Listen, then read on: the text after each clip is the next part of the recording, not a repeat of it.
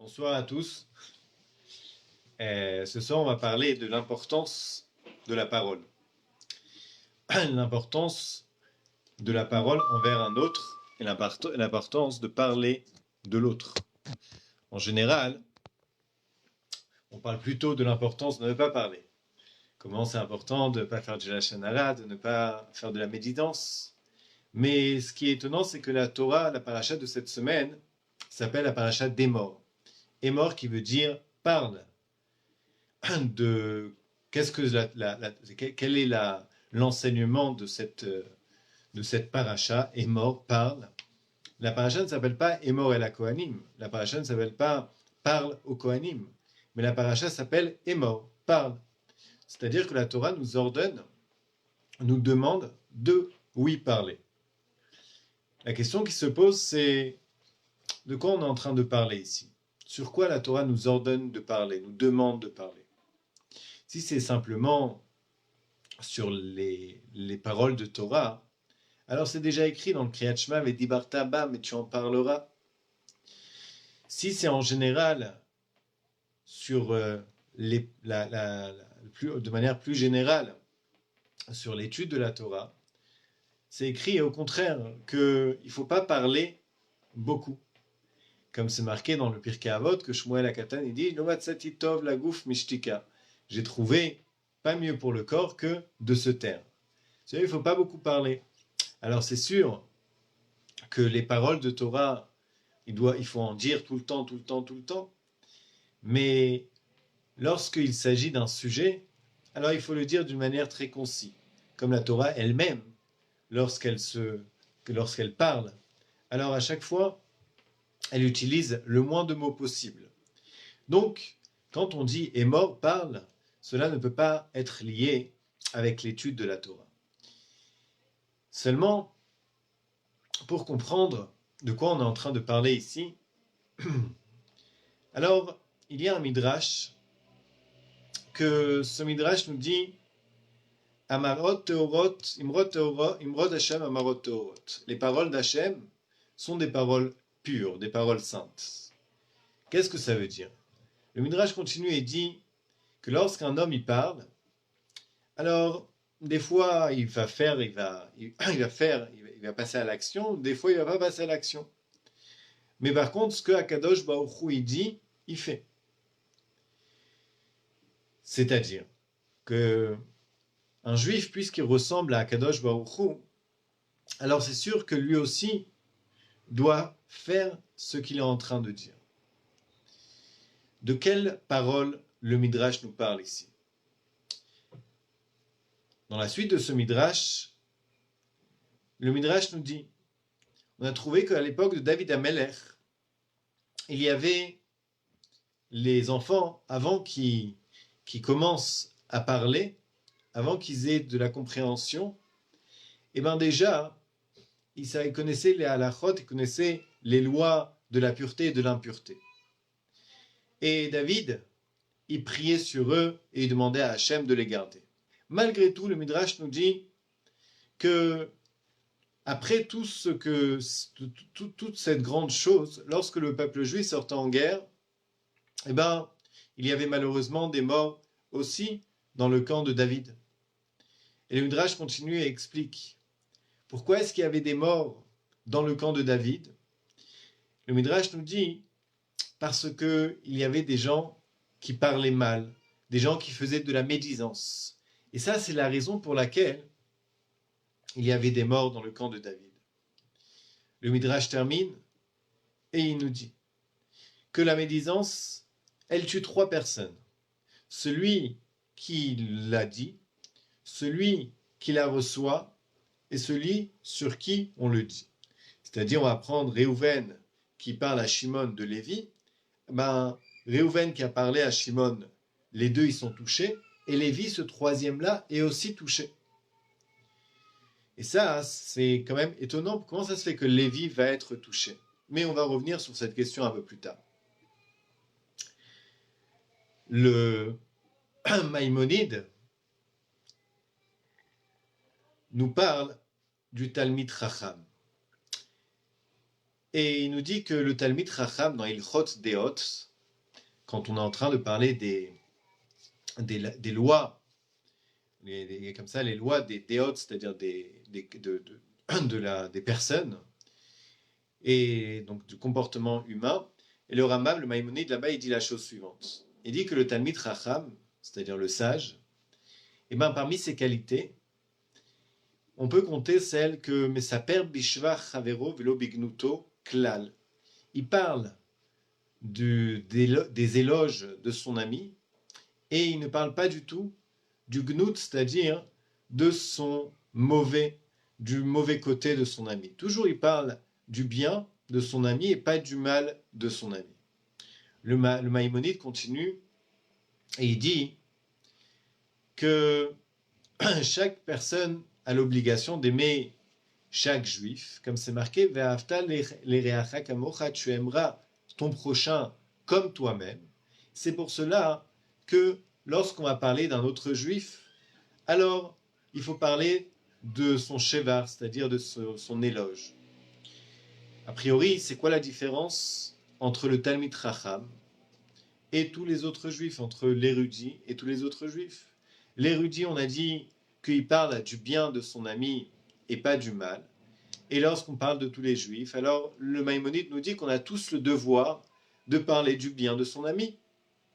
Quelle est la différence entre un Talmid Chacham, la conduite de cet érudit, et la conduite de tout homme? Il y a une histoire que l'on raconte à propos de Rabbi Levi Yitzhak de Berditchov. Rabbi Levi Yitzhak de Berditchov, il était appelé Sanégoran chez l'Israël, c'est-à-dire la personne, l'avocat du peuple juif. Dès qu'il voyait là-haut que quelque chose n'allait pas, alors il plaidait en faveur du peuple juif. Un jour, Rabbi Levi Yitzhak de Berditchov sort de la synagogue le jour de Kippour. Il voit un juif en train de fumer une cigarette. Rabbi Levi Yitzhak de Berditchov, en voyant cela, il s'arrête devant ce juif et lui pose la question et lui dit « Tu sais qu'aujourd'hui c'est Yom Kippour ?» Alors il lui dit « Oui, je sais que c'est Yom Kippour. » Bon, alors certainement tu as oublié qu'aujourd'hui on n'a pas le droit de fumer. Ah, il dit « Ben, bien sûr que je sais qu'on n'a pas le droit de fumer puisque c'est le jour de Kippour. » Et donc le Rabbi Levi Yitzhak de Berditchov, il a terminé son questionnement. Il lève ses yeux au ciel et il dit « Regarde comment ils sont forts tes enfants, regarde comment ils sont bons tes enfants. Regarde que tes enfants, pas seulement regarde que tes enfants, même quand ils font des avérotes, même quand ils font des choses qui sont contre ta volonté, Hachem, eh ben, ils ne vont pas sortir un mensonge de leur bouche. Ce juif-là, il est en train de fumer le jour de Kippour, mais mentir, il ne va pas mentir.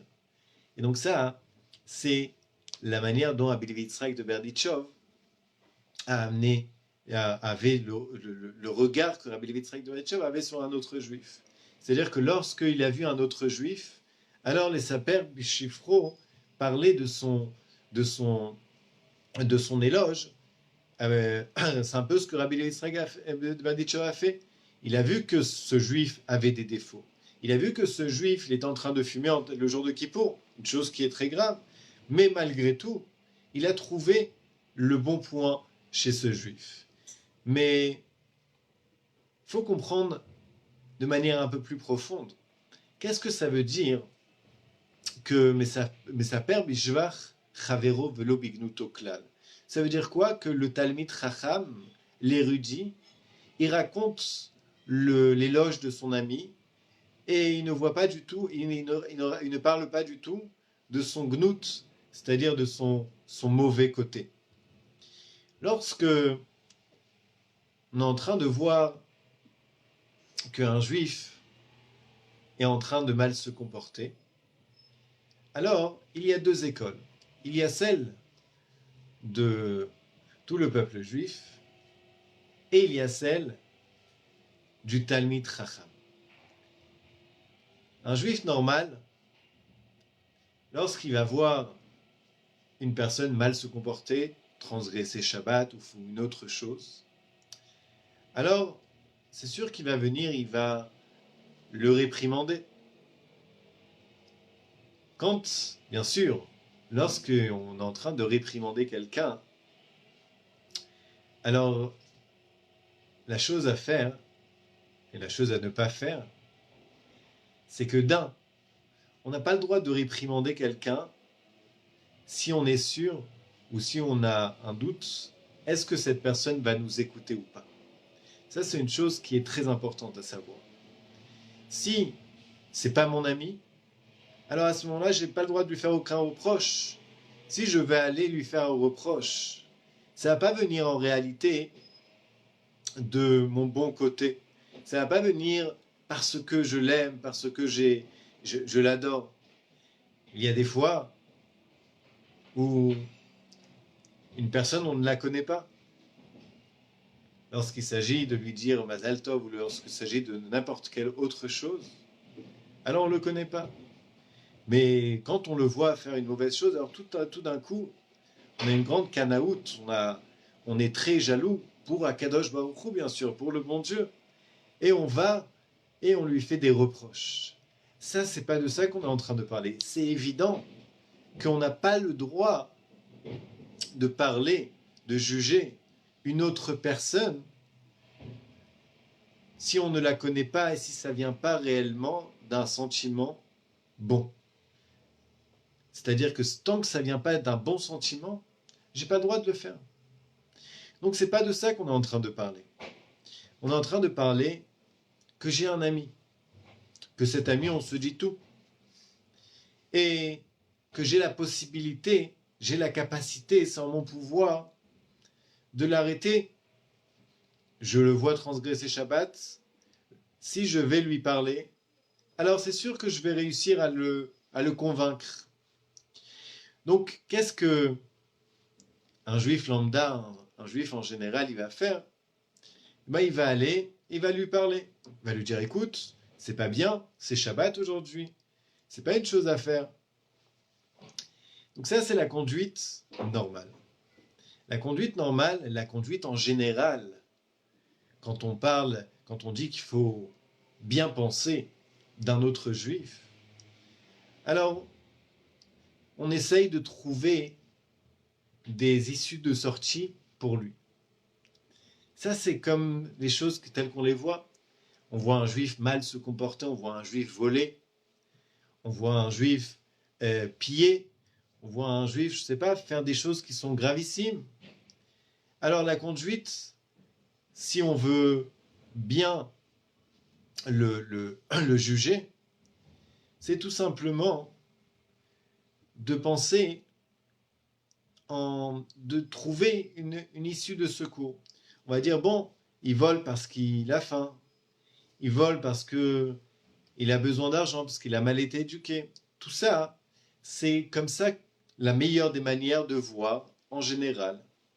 On est en train de dire, voilà, malgré que cette personne, elle est en train de faire quelque chose de mal, comme nos sages nous disent, Ve'edan et kol ha'adam lekavsrut. Ça veut dire quoi? Ça veut dire qu'il faut juger tout le monde. Les kavsrut, ça veut dire par le mérite. Ça veut dire quoi? Ça veut dire que si je le vois voler, alors je vais chercher dans ma tête pourquoi il est en train de voler. Et je vais essayer de lui trouver une excuse pourquoi il est en train de voler.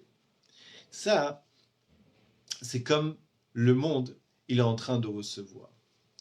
Le monde, il pense que ça, c'est Ve'edan et kol ha'adam lekavsrut. Le monde, il pense que ça veut dire de juger une personne, lekavsrut, par son mérite.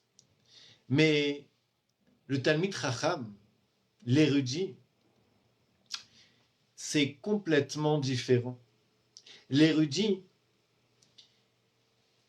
lo bignuto klal, mais sa père bishva chavero velo bignuto klal. Il parle du bien de son ami et pas du tout de son mal, de son gnut, c'est-à-dire de son mal. Ça veut dire quoi? Ça veut dire que chez le Talmid Chacham, son mal, le mal de cet ami, n'existe même pas. Qu'est-ce que ça veut dire? Le Maïmonide, l'Admour Azaken dans le Tanya nous explique que ça qui est écrit Al tadun et travercha achitagia limkomo, ne juge pas ton ami jusqu'à ce que tu arrives à sa place. Alors, ça, une personne, elle doit réfléchir de la manière suivante. Comment c'est possible de ne pas juger quelqu'un qui est en train de faire une chose qui est contraire à mon éthique? Comment c'est possible de voir quelqu'un en train de voler et de ne pas le juger, ou quelqu'un en train d'aller ne pas le juger? Toute la journée, on est en train de juger. On voit n'importe quelle mauvaise chose, on est en train de juger. Comment c'est possible? L'Admour HaZaken explique et dit que le même cheshbon, le même compte, le même calcul qu'on est en train de faire pour nous-mêmes, il faut le faire pour les autres.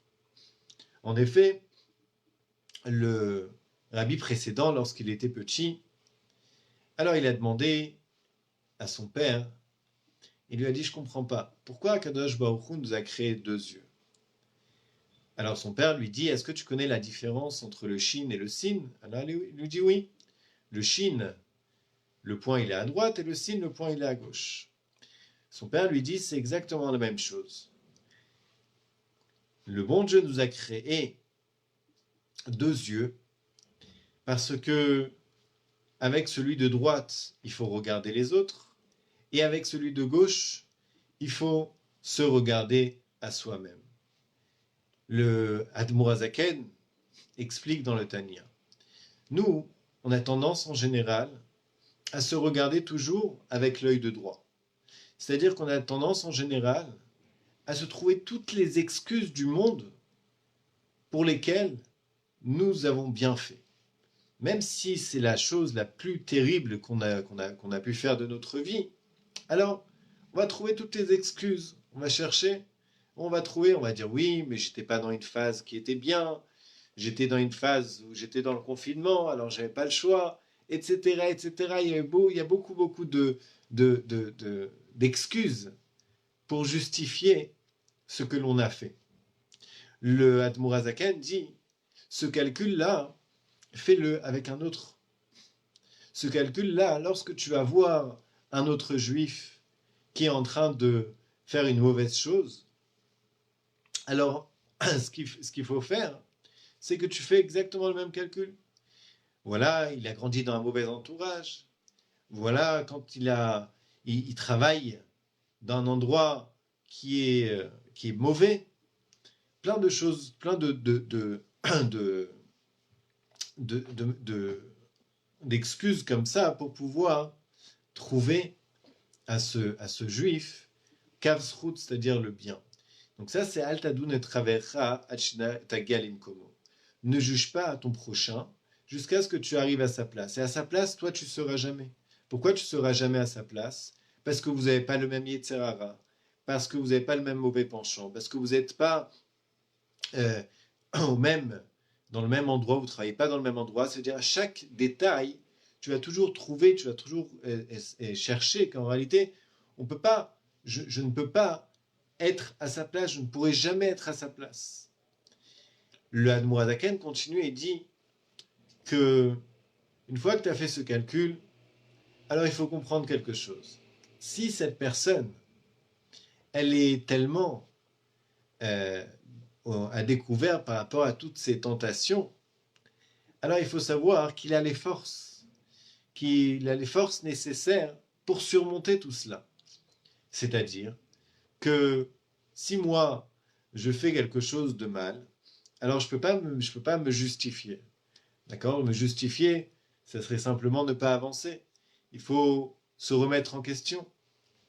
Et il faut comprendre, il faut savoir que si Akadosh Baruch Hu, il t'a mis cette épreuve en face de toi, c'est qu'en réalité, tu as la capacité de la surmonter.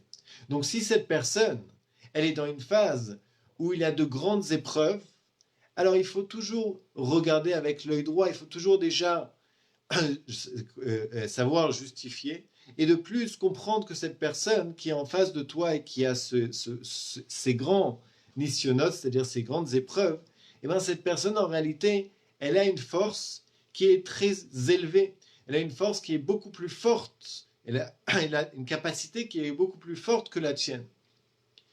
Et ça, c'est le Talmid Chacham. Le Talmid Chacham, l'érudit, lorsqu'il est en train de voir une autre personne, alors il va parler de son éloge et pas du tout de son gnout, pas du tout de son mal. Il va pas ne pas parler de son mal parce qu'il ne le voit pas. Il va pas ne pas parler de son mal parce qu'il lui trouve des excuses. Mais il va pas parler de son mal, tenez-vous bien, parce qu'il va comprendre que puisque cette personne, elle a de telles épreuves, ça veut dire qu'elle a énormément de capacités aussi. Et de ce fait, ce Talmid Chacham, eh ben, il va parler, mais ça perd le bishvifro. C'est-à-dire, il va parler de son bien. Il va toujours parler de la capacité que ce juif a. Et en parlant de cette capacité, alors qu'est-ce qu'il va faire? Il va faire que chez ce juif, ça va se dévoiler. Toute cette capacité va se dévoiler. Ce juif va trouver la force de surmonter à toutes ces épreuves. On raconte, pour bien illustrer cette idée, que un Cohen, une fois, a voulu se marier avec une femme qui lui était interdite. Et il a été chez différents rabbanim. Et chacun lui faisait la morale pour essayer, bien sûr, de lui enlever ça de sa tête, qu'il ne se marie pas avec cette femme qui lui est interdite.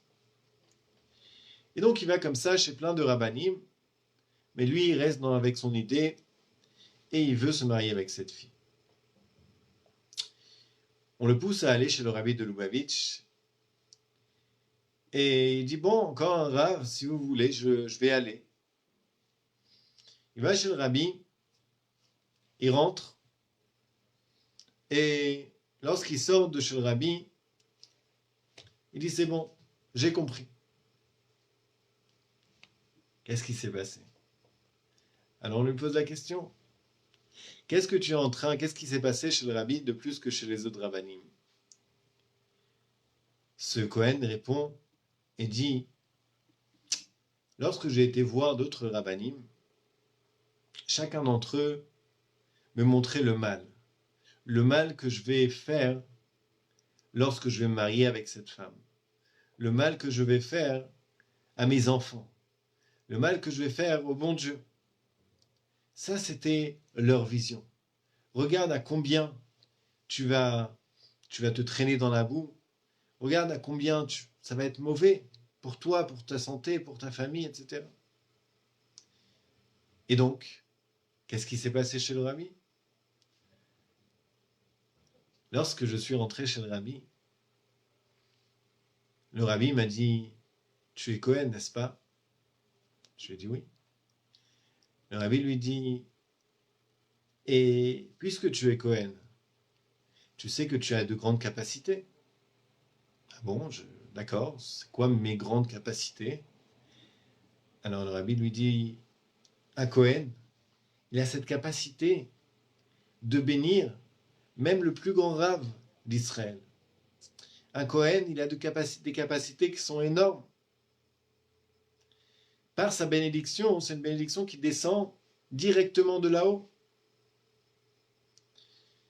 Ça, c'est entre parenthèses, ça, c'est la raison pour laquelle la bénédiction du Cohen est comparée dans la Torah à Shkedim. Shkedim qui sont des amandes. Parce qu'apparemment, l'amandier, ça pousse très vite. Donc comme ça, le Cohen, il a cette capacité énorme à faire descendre la bénédiction, même au plus grand rabbin d'Israël.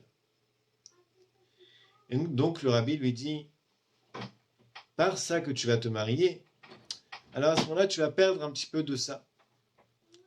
Donc et sache que tu as cette grande capacité, tu as cette possibilité de bénir le plus grand rabbin d'Israël. Sache-le. Lorsqu'il est sorti de là, alors il a compris le message et il a décidé de ne pas se marier avec cette fille. Ça veut dire de cette histoire, on peut voir quelle est la différence entre un Talmid Chacham et entre un juif en général. Mais cette qualité du Talmid Chacham, en réalité, on peut tous l'avoir. On a tous cette capacité de pouvoir trouver pas seulement une excuse au mal de l'autre, mais on a cette capacité de trouver la force que l'autre il a plus que moi. La Torah nous dit que Vaïsh Moshe Anav Mikol Adam Asher al Penei Adama. Que Moshe Rabbeinu était la personne la plus humble de tous ceux qui se trouvaient sur terre. Comment c'est possible de dire sur Moshe Rabbeinu, avec toutes les qualités qu'il avait, c'est lui qui a reçu la Torah sur le mont Sinaï, c'est lui qui a enseigné la Torah à tout le peuple juif. Comment c'est possible de dire sur Moshe Rabbeinu qu'il était anav, qu'il était humble? C'est pas possible une chose pareille. Comment tu peux être humble?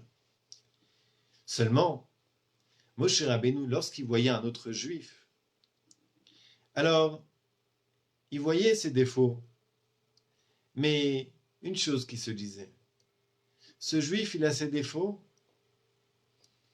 parce qu'il n'a pas mes qualités. Mais je suis sûr et certain que si ce juif avait eu mes capacités, mes qualités, alors il aurait fait 100 fois mieux que moi. Ça, c'est la vision qu'on doit avoir. Ça, c'est ce que la Torah est en train de nous demander dans cette paracha. Lorsque, tout à l'heure, on a dit que lorsqu'un juif, il dit du lachon hara, il fait de la médisance, il parle mal sur un autre juif, alors à ce moment-là, il y a 3 personnes qui sont en train d'être tuées. Celui qui parle, celui qui écoute, et la personne sur laquelle on a parlé. On a posé la question, je comprends, celui qui parle, celui qui écoute, ont fait des avérotes. Ils se sont mal comportés. Mais la personne sur qui on a parlé, qu'est-ce que lui, il a fait? Qu'est-ce qu'il a tellement fait? Pourquoi, lui, il est concerné de cette médisance? Seulement, lorsqu'on est en train de parler d'un autre juif en mal, alors on est en train de faire sortir chez lui ses mauvais caractères. On est en train de faire sortir chez lui son mal. On est en train de faire que chez ce juif, ce mal, il est en train de jaillir. Et à cause de ma mauvaise parole, du fait que j'ai mal parlé sur un autre juif, eh ben, je suis en train, en réalité, de le tuer. Parce qu'à cause de ma mauvaise parole, eh ben, je suis en train de faire en sorte qu'il devienne encore plus mal. D'un autre côté, lorsque je parle bien d'un autre juif, alors je suis en train de faire jaillir toutes ses qualités.